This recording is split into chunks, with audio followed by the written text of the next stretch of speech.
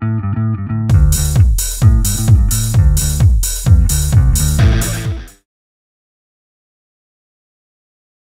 So you mentioned that, you know, even Brendan O'Brien, big-time record producer, looked at records back in the day and wondered, what is it that a producer does?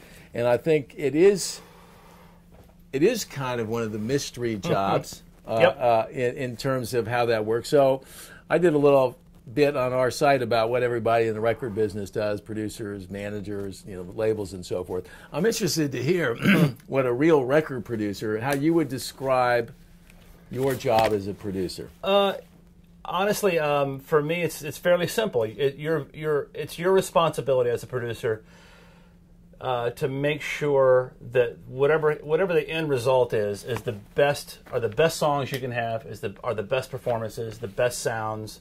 If it's a solo artist you're working with, the best players.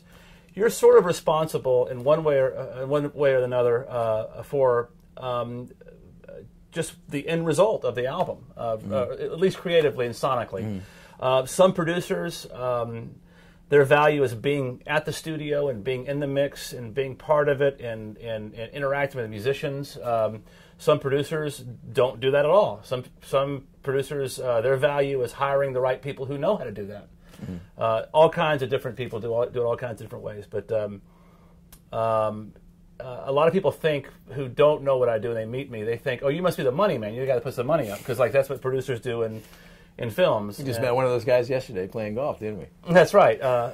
But I certainly do not put the money up for making records. And I also like to think that people understand this. A producer to making music is much like a director is to making films, for making films. So it's the same kind of thing. It's funny, we did an interview with Mikey, who had, you know, it's interesting to talk to a musician about how they view that process.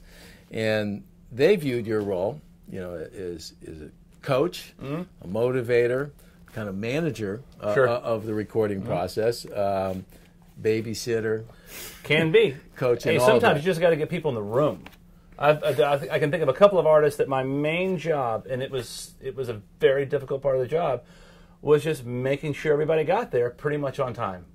Yeah. And I knew that if I got all these guys in the room and had it rolling and it sounding great, and they didn't have to do much to get to that point, that we were on fire. If I couldn't get them there, or if it was a struggle to get them in the right spot, we had nothing.